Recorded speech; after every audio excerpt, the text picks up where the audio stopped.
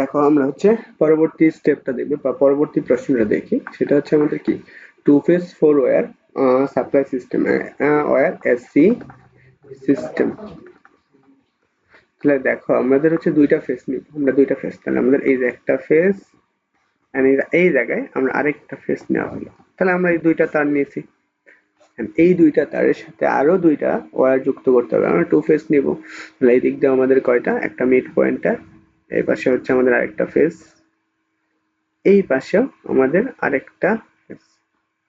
মনে করো আমরা এই দুইটা ফেজ নিচ্ছি, তাহলে আমাদের এই পয়েন্টটা হচ্ছে আমাদের এ পয়েন্ট, এটা হচ্ছে আমাদের বি পয়েন্ট, এটা আমার সি, আর এটা হচ্ছে আমার ডি, এটা আমার নিউট্রাল পয়েন্ট।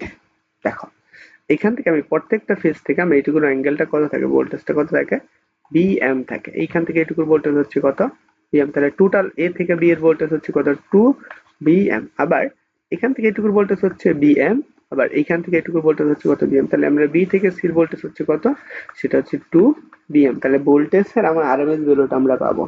তাহলে অতএব এখন আমার হচ্ছে দুইটা ফেজের ক্ষেত্রে আমরা দেখব যে প্রতিটা ফেজ, তাহলে আমাদের এ এবং বি এই দুইটার মধ্যবর্তী আমি যদি এই ফেজের অ্যাঙ্গেলে যে টোটাল পাওয়ার থাকে পি, তাহলে টোটাল পাওয়ার যদি পি হয়, তাহলে এ বি এর মধ্যবর্তী পাওয়ার কত হবে, তাহলে পি বাই টু। আর হচ্ছে আমাদের বি ডি এর মধ্যবর্তী, সরি সি ডি এর মধ্যে পাওয়ার কত হবে, পি বাই টু। এইটুকু হচ্ছে আমাদের টোটাল পাওয়ারটা আসবে। তাহলে আমরা এইটুকু পাইতেছি তো সাপ্লাই পার ফেজের জন্য।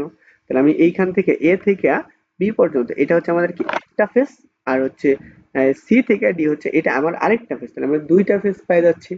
তাহলে দুইটা ফেজের জন্য আমাদের যে কারেন্টটা আসবে, তাহলে আমরা সেই ক্ষেত্রে আই আমরা কত পাবো, আই 7 বা লোড কারেন্ট, সেই কারেন্টটা কত আসবে আমরা জানি পি। তাহলে পি এর জায়গায় কত আসবে, পি বাই টু। আমরা বি এর জায়গায় হচ্ছে আমরা যেহেতু আমরা বি হচ্ছে আরএমএস ভ্যালুটা আমরা জানি, এটা হচ্ছে কত, BM divided by root two. যেহেতু আমাদের এইখানে বি কে টোটাল ভোল্টেজ দুই না, তাহলে সেক্ষেত্রে আমরা কত রুট টু বি এমটা পাই। তাহলে এখানে আমরা কত রুট টু বি এম কস কত 5। তাহলে আমরা এইটুকু পাইতেছি। তাহলে আমি যদি নিচে নিয়ে আসি, তাহলে আমরা উপরে পাবো কত, এটা হচ্ছে পি বাই কত টু রুট টু বিএম কস কত 5। এইটুকু আমরা পাইলাম।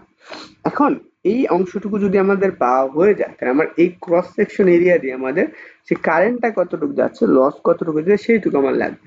তাহলে লাইন লস, লাইন লসেস, তাহলে সেই ডব্লিউটা কত, কয়টা তার, চারটা, four I to the power seven square, আর আর সেভেন, তাহলে আমরা সেই ক্ষেত্রে কত পাবো, four I to the power seven. তাহলে আমাদের কত আসবে, P square divided by four, eight.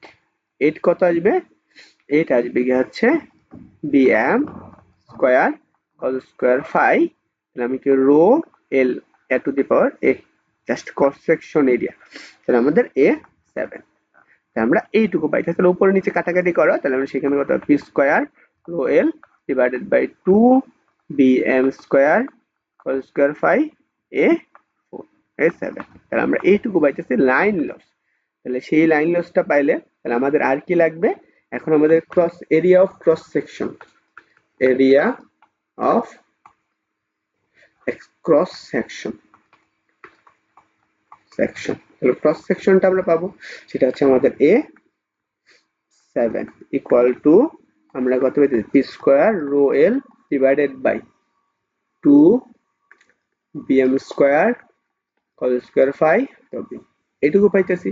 তাহলে আমরা কি volume, volume of conductor, volume of conductor conductor material, তাহলে আমি সেই ক্ষেত্রে কত পাবো, কয়টা তার, চারটা তার, চারটা তারের জন্য আমরা কত, ফোর এ সেভেন আই। তাহলে আমরা যেহেতু আমরা L four A seven L four into, আমার উপরে থাকতেছে কত, টু, তাহলে উপরে থাকতেছে two P square rho L, rho square L square by কত, বি এম স্কোয়ার কত স্কোয়ার ফাইভ।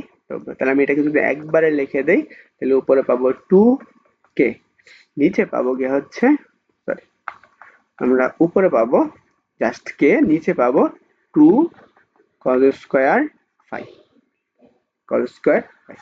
এইটুকু হচ্ছে আমাদের টোটাল অংশটুকু।